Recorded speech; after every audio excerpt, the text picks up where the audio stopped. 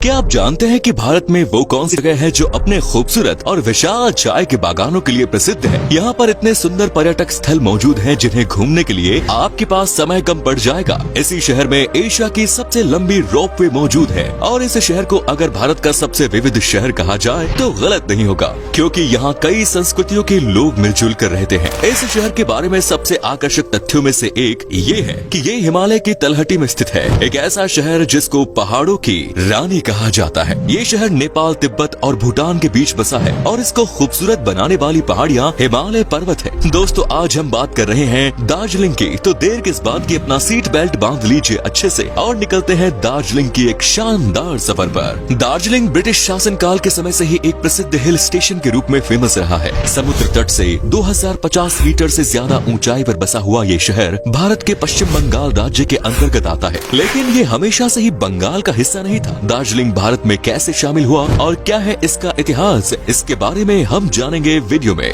दार्जिलिंग अपने चाय के बागानों के लिए सबसे ज्यादा मशहूर है और यहाँ के चाय बागानों को देखने हर साल पर्यटक आते हैं। दार्जिलिंग जिन पहाड़ियों पर बसा हुआ है उन्हें कंचनजंगा पर्वत श्रृंखला का ही हिस्सा माना जाता है, जहाँ आपको चारों तरफ हरे भरे पेड़ नजर आएंगे। साल भर यहाँ मौसम में उतार चढ़ाव होता रहता है, इसके बावजूद यहाँ के जंगल बेहद हरे भरे हैं। दार्जिलिंग अपने फ्लोरा और फौना के लिए भी पहचाना जाता है, क्योंकि यहाँ कई ऐसे जीव जंतु, जानवर और पौधे आपको देखने को मिलेंगे जो दुनिया के अन्य किसी कोने में नहीं देखे जाते। आपको बता दें कि दार्जिलिंग दोर्जिलिंग नाम का तिब्बती शब्द से आया है। दोर्जी का मतलब वज्र और लिंग एक साथ या भूमि है, यानी वज्र का क्षेत्र या ज्यादा ऊंचाई पर स्थित होने के कारण दार्जिलिंग में वज्रपात आते रहते हैं और इसीलिए भी इसे वज्र का स्थान दिया गया है। दार्जिलिंग की कुल जनसंख्या 20 लाख के आसपास है। यहाँ पर सबसे ज्यादा हिंदू जाति के लोग रहते हैं, जो पूरे शहर में 66% है। इसके अलावा 23% बौद्ध, 5% ईसाई और 4% इस्लाम धर्म को मानने वाले भी दार्जिलिंग में रहते हैं।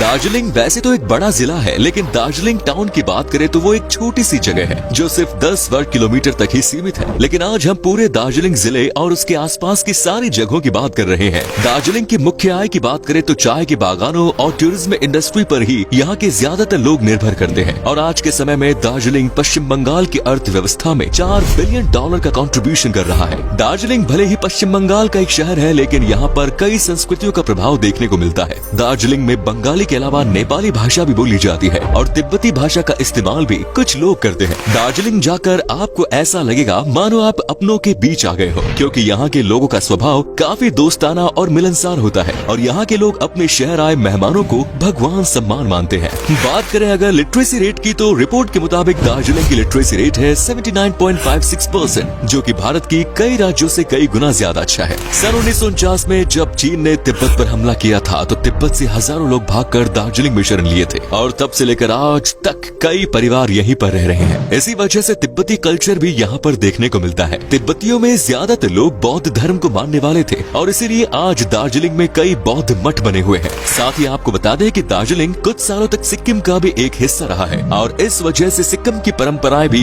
दार्जिलिंग के लोगों द्वारा निभाई जाती है। इन्हीं सब वजहों से दार्जिलिंग में कई प्रकार की सभ्यताएं देखने को मिलती है। दार्जिलिंग के खाने में आपको विभिन्न देशों के खाने का स्वाद मिलेगा। थुप्पा एक ऐसी तिब्बती डिश है जिसे सिर्फ दार्जिलिंग में ही नहीं पूरी नॉर्थ ईस्ट में काफी पसंद किया जाता है। ये एक चिकन नूडल सूप है जिसमें कई सब्जियां भी मिलाई जाती है। इसके अलावा चुरपी एक डिश है जिसे गाय या यॉक के दूध से तैयार किया जाता है। मोमोज और दम आलू तो यहाँ के लोगों के रोजमर्रा की डाइट का एक हिस्सा है। आपने दम आलू तो कई जगह खाए होंगे, लेकिन दार्जिलिंग के दम आलू की बात ही अलग है। सेल रोटी एक ऐसी नेपाली डिश है जिसे आप एक बार खाओगे तो खाते ही रह जाओगे। ये दार्जिलिंग में काफी लोकप्रिय है। ये मीठे चावल से बनाई जाती है। पीने की बात करें तो चांग, जिसे स्थानीय भाषा में तोंगबा भी कहते हैं, दार्जिलिंग की एक मशहूर ड्रिंक है। अगर आप नॉनवेज का शौक रखते हैं तो आपको यहाँ की मशहूर शाह पाले का आनंद जरूर लेना चाहिए। और दार्जिलिंग की चाय के चर्चे तो आपने सुने ही होंगे, जिसके बारे में हमें ज्यादा बताने की जरूरत नहीं है। दोस्तों, दार्जिलिंग आने वाले पर्यटक यहाँ से चाय तो खरीदते ही हैं, साथ ही यहाँ पर आपको होम डेकोर और हाथों से निर्मित कई वस्तुएं मिल जाएंगी जिन्हें आप अपने परिवार वालों और दोस्तों के लिए खरीद सकते हैं। दार्जिलिंग के अलग अलग चोटियों से आपको नेपाल, भूटान, तिब्बत और सिक्किम के खूबसूरत नजारे भी देखने को मिलेंगे। किसी एक शहर से इतने सारे नजारे शायद ही आपको किसी और जगह से देखने को मिलेंगे। यहाँ तक कि दार्जिलिंग की ऊंची चोटियों से आप कंचनजंगा और माउंट एवरेस्ट के पहाड़ों को भी देख सकते हैं, जो पूरे साल बर्फ की सफेद चादर से ढके ही रहते हैं। सोलो ट्रैवलर्स के लिए भी दार्जिलिंग एक शानदार डेस्टिनेशन है। वैसे तो पर्यटकों के लिए दार्जिलिंग सुरक्षित माना जाता है, लेकिन पिछले कुछ समय से दार्जिलिंग दार्जिलिंग के लोग अपने लिए अलग गोरखालैंड देश की मांग कर रहे हैं। ये मांग पिछले कई दशक से की जा रही है और इस मांग को वहाँ की स्थानीय राजनीतिक पार्टियां ज्यादा समर्थन दे रही है, जिसकी वजह से कई बार दंगों के हालात भी दार्जिलिंग में देखे जा चुके हैं। दार्जिलिंग में स्थित बतासिया लूप एक युद्ध स्मारक है जो गोरखा के शहीद जवानों की याद में बनाया गया है। गोरखा के जितने भी जवान युद्ध में शहीद हुए हैं उन्हें यहाँ आकर लोग अपनी श्रद्धांजलि अर्पित करते हैं। ये बतासिया लूप पहाड़ की चोटी पर बना हुआ है और यहाँ से भी कंचनजंगा के बर्फ से ढके पहाड़ नजर आते हैं। अगर आपको एडवेंचर करना पसंद है और राफ्टिंग जैसे वाटर स्पोर्ट्स पसंद है तो आप तिस्ता नदी में राफ्टिंग कर सकते हैं। वहीं ट्रैकिंग का शौक रखने वाले लोग संत कफू ट्रैक को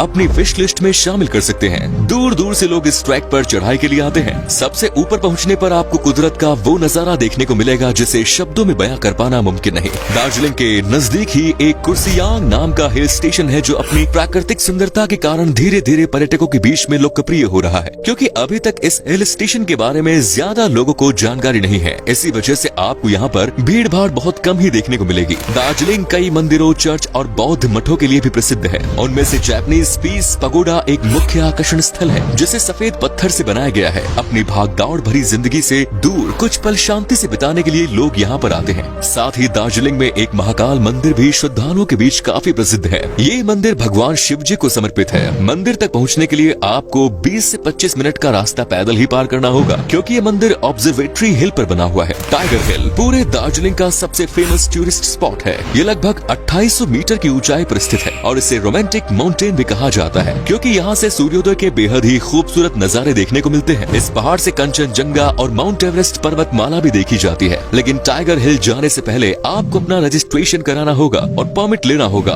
भारतीयों के लिए परमिट की राशि 50 रुपए है। दोस्तों, वीडियो की शुरुआत में हमने आपको एक रोपवे के बारे में बताया था। इस रोपवे का नाम है रंगीत वैली केबल कार। ये एशिया की सबसे बड़ी रोपवे है। 45 मिनट के इस सफर में आप आसमान की ऊंचाई से चाय के बागानों, खूबसूरत पहाड़, हरे भरे जंगलों और मनमोहक वादियों का जी भर के लुत्फ उठा सकते हैं। ये भारत की सबसे पहली केबल कार भी है। अगर आप परिवार के साथ पिकनिक मनाना चाहते हैं तो बारबुटी रॉक गार्डन जा सकते हैं। ये पूरा गार्डन चट्टानों से बनाया हुआ है और यहाँ पर एक शानदार वाटरफॉल भी है जिसके सामने खड़े होकर आप कुछ हसीन पल अपने कैमरे में कैद कर सकते हैं। दार्जिलिंग के गांव भी काफी सुंदर और आकर्षक है। लामहट्टा विलेज और टिंचुले विलेज में आप एक दिन बिता सकते हैं। यहाँ गांव में ही आप रात भी रुक सकते हैं और कैंपिंग का आनंद भी ले सकते हैं। आप दार्जिलिंग गए और यहाँ के चाय के बागान न देखे तो मतलब आप दार्जिलिंग घूमने ही नहीं गए। वैसे तो पूरे दार्जिलिंग में आपको कई छोटे बड़े चाय के बागान और उद्यान देखने को मिलेंगे, लेकिन सबसे प्रमुख हैप्पी वैली टी एस्टेट है जो 437 एकड़ जगह में फैला हुआ है। यहाँ पर कई लोकल गाइड भी मौजूद हैं जो आपको पूरे बाग के सैर कराएंगे और चाय की उत्पत्ति से लेकर आज तक की सारी जानकारी देंगे। साथ ही गाइड आपको चाय के गोदाम और स्टोर रूम भी सैर कराएंगे। पशु पक्षियों के प्रेमियों को भी दार्जिलिंग शहर काफी लुभाता है। यहाँ पर बना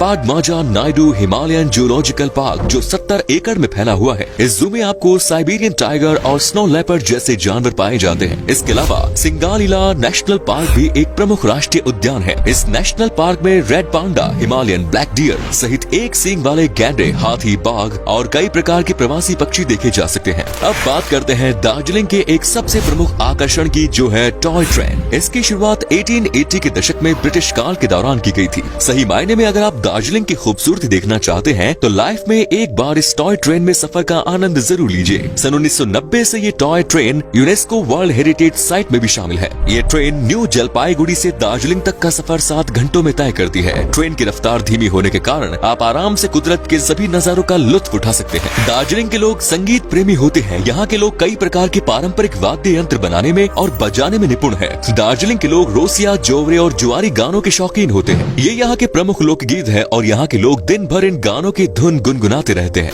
दार्जिलिंग का असली इतिहास 19वीं शताब्दी से शुरू होता है। सन 1814 में एंग्लो नेपाल वॉर के दौरान ब्रिटिशर्स ने दार्जिलिंग की खोज की। एंग्लो नेपाल वॉर में गोरखा आर्मी की हार हुई थी और इसके बाद नेपाल और ब्रिटिशर्स के बीच सुगौली की संधि हुई, जिसमें नेपाल को अपनी कई जगह, जिनमें दार्जिलिंग में शामिल था। 1817 में ट्रीटी ऑफ तितालिया के तहत ये सिक्किम का हिस्सा बना, लेकिन 1864 में अंग्रेजों ने इसे बंगाल प्रेसिडेंसी की ग्रीष्मकालीन राजधानी घोषित कर दिया और तब से लेकर आज तक ये बंगाल और भारत का ही हिस्सा बना बना हुआ है। दार्जिलिंग पहुंचने के लिए आप सड़क मार्ग, रेल मार्ग या फिर हवाई मार्ग का इस्तेमाल कर सकते हैं। दार्जिलिंग के सबसे पास बागडोगरा एयरपोर्ट है। 70 किलोमीटर दूर सिलीगुड़ी में स्थित है। सिलीगुड़ी से आप प्राइवेट टैक्सी या बस के जरिए दार्जिलिंग तक पहुंच सकते हैं। ट्रेन से आने के लिए आपको न्यू जलपाईगुड़ी उतरना होगा। वहां से भी आपको टैक्सी और बस दोनों की ही सुविधा मिल जाएगी। दार्जिलिंग घूमने के लिए बेस्ट समय अप्रैल से जून तक का माना जाता है। चलिए दोस्तों, अब हम आपको बताते हैं कि अगर आप अकेले हैं तो आपको दार्जिलिंग घूमने के लिए 7 से 8 दिन में लगभग 35,000 रूपए खर्च करने होंगे। तो दोस्तों, ये था बहुत ही खूबसूरत दार्जिलिंग। कैसा लगा बताइए कमेंट्स में। आप में से अगर कोई है दार्जिलिंग से तो कमेंट्स में जरूर बताइए। क्या कभी आपने विजिट किया इस शहर की? अगर की है तो अपने एक्सपीरियंस हमारे साथ शेयर जरूर करें।